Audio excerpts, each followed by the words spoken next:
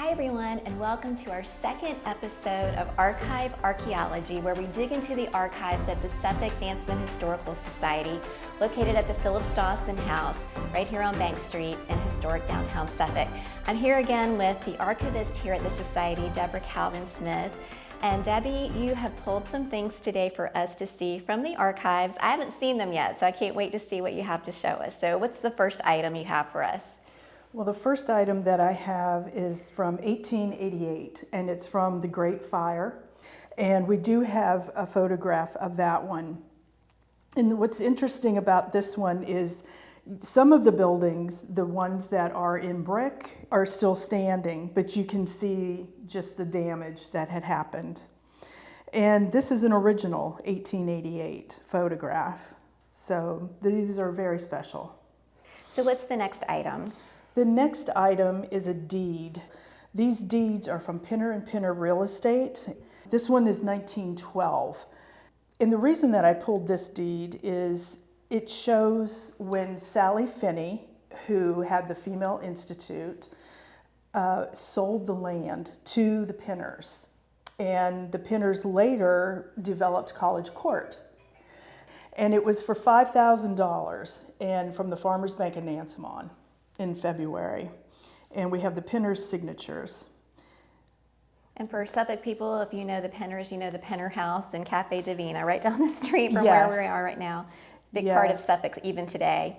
And one thing that I did find interesting about these deeds, so early on in history, their wives are part of this real estate deal, because it says between John B. Pinner and Willie G. Pinner, his wife, and John F. Pinner and Laura E. Pinner, his wife. All right, and what's the last item you have to show us? It's a dance card from 1943. It was New Year's Eve, and it was the Godwin girls that hosted it. So their parents put it on for them. Martha was about 17 at that time, and Judy, she was about 13.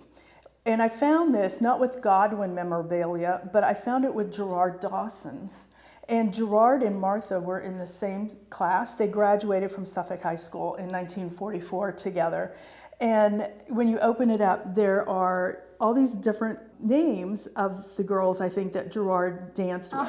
This was his dance card. And that Martha and Judy's name was on the front because they were hosting. And there were 12 dances. And there were 12 that were, yes, and he had 10 names. He didn't dance the last two for some reason.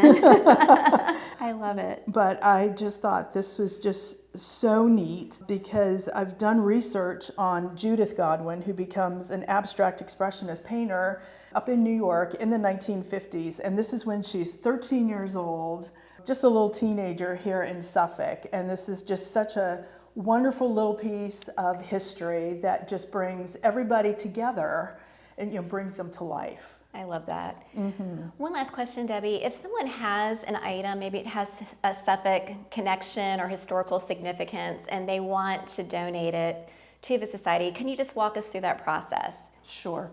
So the first thing is, contact us and let us know what you have. I'll take a look and we'll fill out a deed of gift. And what that is just a simple form. It has your information on it as the person that's giving it, and the information that you have about the object. Who had it before you? Do you know the provenance?